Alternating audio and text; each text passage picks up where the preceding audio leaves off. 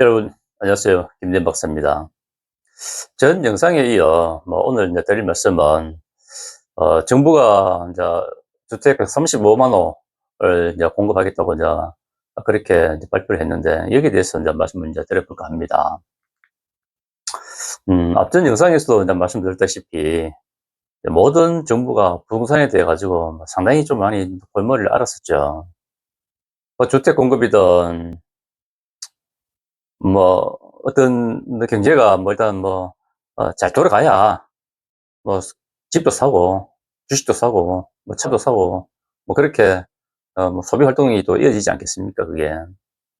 그런데 지금 이 우리나라 국내 이게 시장 경제가 썩 좋지 않다는 것 여러분도 다 잘 알 겁니다.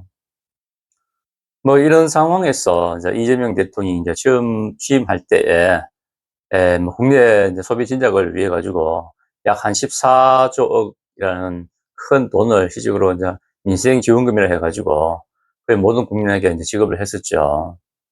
이로 인해 가지고 시장에서는 약간, 그러니까 이제 반짝 경기가 이 좀 진작되는 그런 효과가 있었다고는 보도됐지만은, 이것만 가지고 경기가 활성화되었다라고는 제가 말씀을 드릴 수는 없는 것이고, 그래서 그에 대한 또 후속 조치가 나와야 되지 않겠느냐. 대부분 사람들이 다 그렇게 다 이해를 했을 거예요, 그게. 그러면 이제 대규모로 이제 돈을 이제 풀 수 있는 것이 무엇인가. 여기에 대해 가지고 정부나 그다음 이제 대통령실은 굉장히 많이 고민을 했지 않겠습니까? 첫 번째 제가 말씀드렸다시피 이제 부동산 이제 경기 진작을 위한 것도 있고, 그다음 이제 주택 공급도 있고, 즉 일석이조로 일석이조 그걸 이제 노리겠다. 저는 그렇게 이제 이해를 했거든요.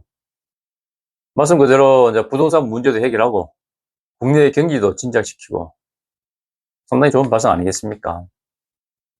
이론은 상당히 좋아요. 네. 그런 건 누구나 다 이해를 합니다. 이런 부동산 쪽에 굉장히 많은 전문가들이 있죠. 늘 그렇듯이 예상은 항상 조금씩 더 많게든 그렇게 빗나갔었습니다. 이런적으로 사업이 딱 시작되게 되면은 예상하지 못한 그런 문제들이 이제 서서히 이제 나타나기 시작하거든요, 그게.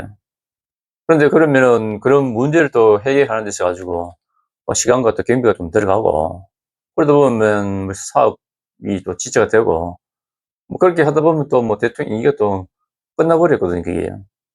그럼 또 다음 정권 들어오게 되면은, 물론 다음 정권이 같은 정당이 아닌 또 다른 정당에서 대통령이 되고 이러면은 이전 정책에 대해 가지고는 그거 부정적인데, '이걸 다시 한번 검토해 보자.' 이렇게 자꾸 그 정책에 대해 가지고 보류를 시켜버린다고, 그걸요. 여튼 이런 좀 부정적인 것도 있겠지만은, 일단 우리가 긍정적으로 또 생각을 해야 되는 것은 우리 경기가 원체 안 좋기 때문에 여기에 대해 가지고 뭔가 조금 '우리의 발상의 전환이 좀 필요하지 않느냐.' 그렇게 생각을 해 보거든요. 우리가 지금 이제 언론에서 보게 되면은 죄다 135만 호에 대한 주택 공급에 대한 얘기뿐입니다. 그런데 실제로 제가 관심을 갖는 것은 일석이조 중에서 진짜 이걸로 인해 가지고 국내 경기가 살아나느냐, 바로 그거거든요, 그게요. 거의 임기 5년 동안 1 년에 한 27만 호를 인제 수도권 중심으로 해 가지고 주택 공급하겠다. 말 그대로 인제 돈이 풀린다는 거죠.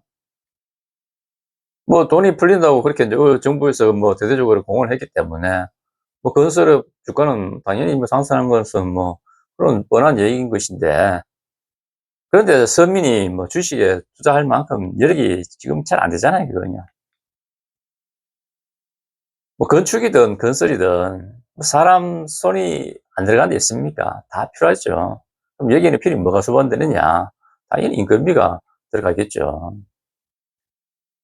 그럼 우리가 이제 과거로 한번 좀 되새겨 보게 되면은 1960년대 중국원부터 해 가지고 굉장히 많이 되살아났었죠.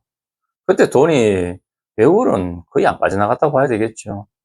월급 받으면은 월급 받아 가지고 기분 좋다고 선술집이든 아니면은 막걸리 마시든 술 한잔 거나하게 마시고, 또 가족들 자기도 옷 사 입고, 또 전체적으로 또 회식도 한번 하고, 이렇게 돈이 국내에서만 이래 뱅글뱅글 돌았기 때문에 국내 경제가 많이 활성화됐죠, 그게요.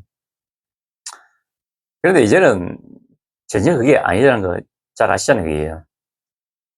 이제 의식이 이제 변하면서 우리가 우리 스스로한테 어떻게 또 표현했냐면은 공돌이, 공순이, 놈, 뭐 쟁이, 뭐 이런 소위 말 가지고 유교 의식에서 가지고 온 이런 좀 편견 의식들, 또 뭐 갑질, 뭐 타인에 대한 어떤 시선이 자기 인생을 거의 맡기다시피 한 그러한 인생 없는 영혼을 살고 있는 그렇게 또 그렇게 되다 보니까 뭐 직업에 대한 뭐 자부심보다는 뭐 3D 직업이라 해 가지고 뭐 기피하는 건 당연한 건데 또 인식이 이게 굉장히 또 오래 배어 있어 가지고 이게 또 잘 안 바뀌고 있다는 거죠. 그리고 과거에 그런 기술 전시가 지금은 거의 멸시. 그렇죠. 이게 표현도 맞죠, 이게요.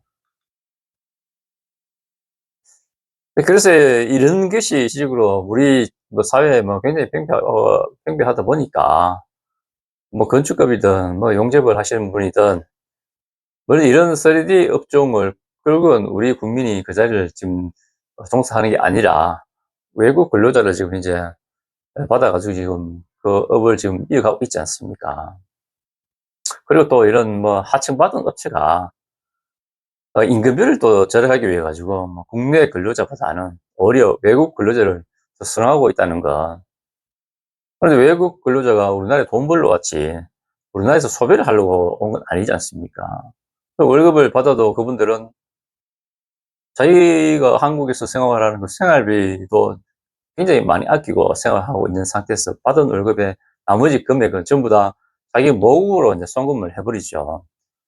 이거는 과거 우리가 60 년대 70 년대 뭐 파독, 광부, 간호사 아니면 선원들이 또 했던 것처럼 외국인도 똑같이 그렇게 하는 건 당연한 거 아니겠습니까?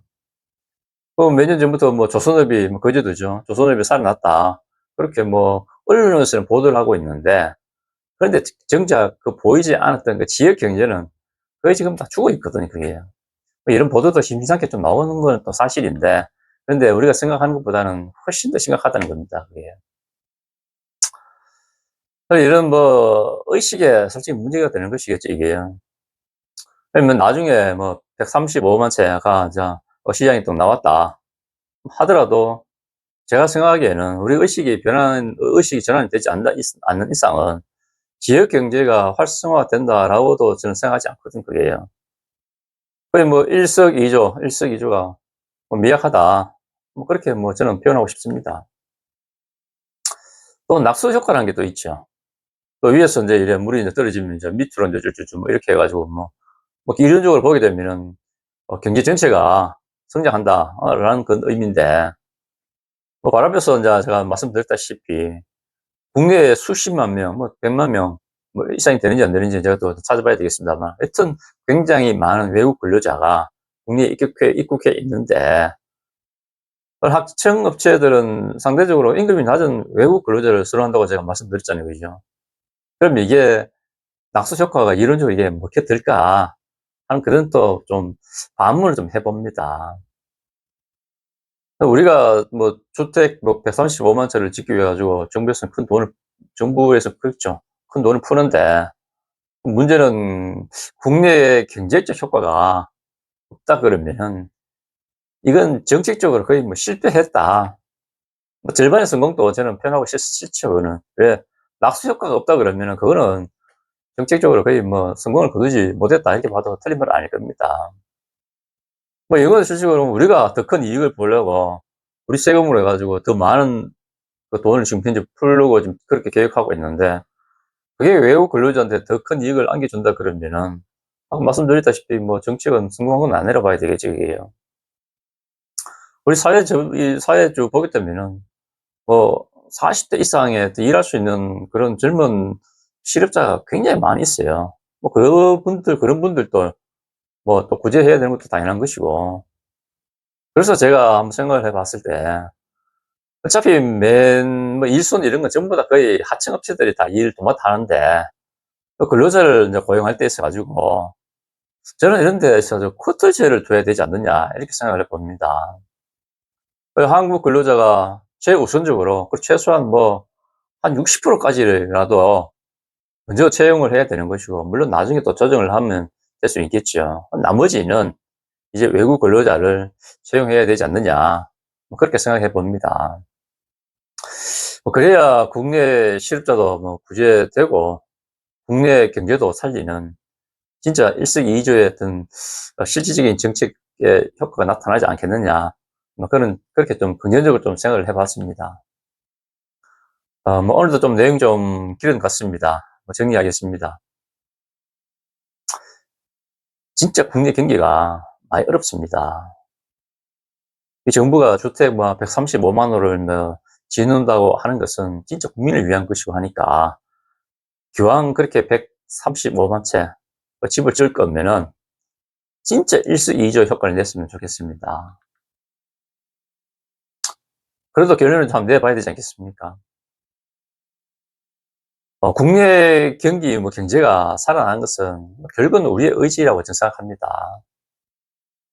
이 과거 유교 그 문화 의식이 지치고 아직도 자리를 잡고 있는데, 그런 기술 천시 문화를 이제는 버리고 진짜 인간 존중의 문화가 딱 자리를 잡고, 자리 잡는다 그러면은 진짜 우리는 우리 경제를 살릴 수 있을 거라고 저는 생각합니다.